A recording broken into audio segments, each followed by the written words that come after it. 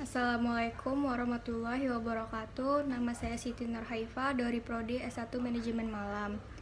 Saya ingin mempresentasikan tentang otonomi daerah. Yang pertama, pengertian otonomi daerah. Otonomi daerah adalah hak, wewenang, dan kewajiban daerah otonom untuk mengatur dan mengurus sendiri urusan pemerintah dan kepentingan masyarakat setempat sesuai dengan peraturan perundang-undangan. Secara harfiah, otonomi daerah berasal dari kata otomi dan daerah. Dalam bahasa Yunani, otonomi berasal dari kata autos dan namos. Autos berarti sendiri dan namos berarti aturan atau undang-undang, sehingga dapat diartikan sebagai kewenangan untuk mengatur sendiri atau kewenangan untuk membuat atur guna mengurus rumah tangga sendiri. Sedangkan daerah adalah kesatuan masyarakat hukum yang mempunyai batas-batas wilayah. Kedua, yang melatar belakangi otonomi daerah adalah timbul akibat adanya tuntutan atas buruknya pelaksanaan sistem pemerintah yang dilaksanakan secara sentralistik. Terdapat kesenjangan dan ketimpangan yang cukup besar antara pembangunan yang terjadi di daerah dengan pembangunan yang dilaksanakan di kota besar, khususnya ibu kota Jakarta. Kesenjangan ini pada gilirannya meningkatkan arus urbanisasi yang di kemudian hari justru telah melahirkan sejumlah masalah, termasuk tingginya angka kriminalitas dan sulitnya penataan kota di daerah ibu kota. Ketidakpuasan daerah terhadap pemerintah yang sentralistik juga didorong oleh masifnya eksploitasi sumber daya alam yang terjadi di daerah-daerah yang kaya akan sumber daya alam. Eksploitasi kekayaan alam di daerah kemudian tidak berbanding lurus dengan optimalisasi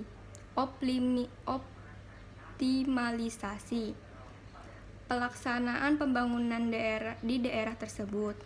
Bahkan pernah mencuat adanya dampak negatif dari proses eksploitasi sumber daya alam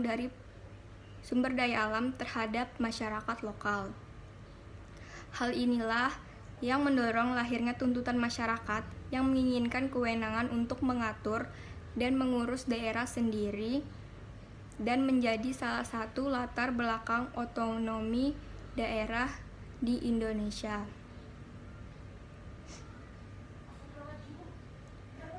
Tujuan otonomi daerah. Yang pertama adalah mempercepat pembangunan daerah. Kedua, memperpendek kebijakan pemerintah. Ketiga, mempercepat pemerataan kesejahteraan masyarakat. Keempat, mengembangkan kearifan lokal khas daerah. Dasar otonomi daerah. Maksud dari penjelasan dalam pasal 18 Undang-Undang 1945 sebelum amandemen tersebut adalah daerah Indonesia akan dibagi dalam daerah yang lebih kecil, di daerah-daerah yang bersifat otonom atau daerah administrasi belaka. Semuanya menurut aturan yang akan ditetapkan dengan undang-undang.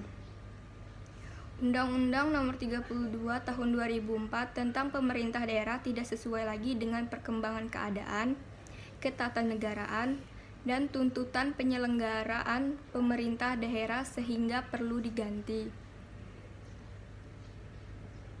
Undang-Undang Nomor 33 Tahun 2004 tentang perimbangan keuangan antara pemerintah dan pemerintah daerah mencabut Undang-Undang Nomor 25 Tahun 1999 tentang perimbangan keuangan antara pemerintah pusat dan daerah.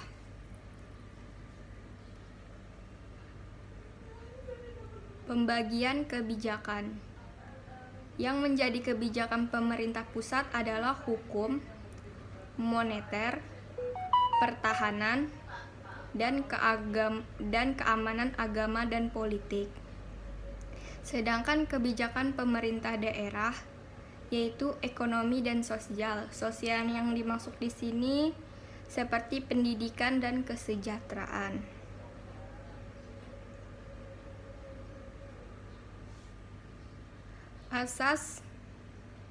Asas otonomi daerah. Yang pertama, ketaatan hukum. Asas dalam negara hukum yang mengutamakan landasan ketentuan peraturan perundang-undangan dan keadilan dalam setiap kebijakan penyelenggara negara. Asas keterbukaan, asas yang membuka diri terhadap hak masyarakat untuk memperoleh informasi yang benar, jujur, dan tidak diskriminatif tentang penyelenggaraan negara dan tetap memperhatikan perlindungan atas hak asasi pribadi, golongan, dan rahasia. Asas proporsionalitas. Asas proporsionalitas adalah asas yang mengutamakan keseimbangan antara hak dan kewajiban penyelenggara negara. Asas profesionalitas. Asas yang mengutamakan keahlian yang berlandas kode etik dan ketentuan perundang-undangan. Asas akuntabilitas. Asas akuntabilitas adalah asas yang menentukan bahwa setiap kegiatan dari hasil akhir dari kegiatan penyelenggara negara harus dapat dipertanggungjawabkan kepada masyarakat. Asas efektif dan efisien. Asas yang berorientasi pada minimalisasi penggunaan sumber daya dalam penyelenggaraan negara untuk mencapai hasil kerja yang terbaik dan berorientasi pada tujuan yang tepat guna dan berdaya guna. Peraturan otonomi daerah.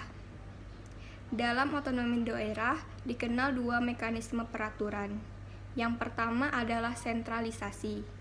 Aturan ini bersumber dari pemerintah pusat, contohnya lalu lintas. Yang kedua, desentralisasi, yaitu kewenangan daerah untuk mengatur dan membuat aturan sendiri, contohnya perda, parkir, dan pedagang kaki lima. 5. Pendekatan perencanaan. Yang pertama adalah politik.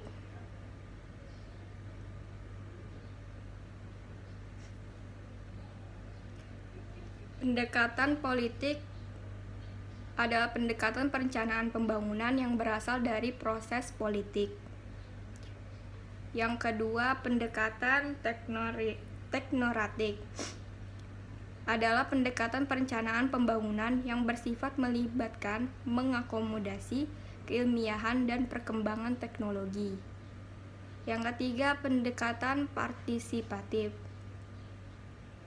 Pendekatan ini terkait perencanaan dengan melibatkan para pemangku kepentingan pembangunan, difokuskan pada masyarakat luas. Pendekatan top-down dan bottom-up. Pendekatan ini yang mengakomodasikan substansi perencanaan pembangunan untuk diakomodasikan secara vertikal dalam kelembagaan sehingga perencanaan pembangunan nasional terselenggara secara seksama. Sekian materi dari saya, kurang lebihnya mohon dimaafkan. Wassalamualaikum warahmatullahi wabarakatuh.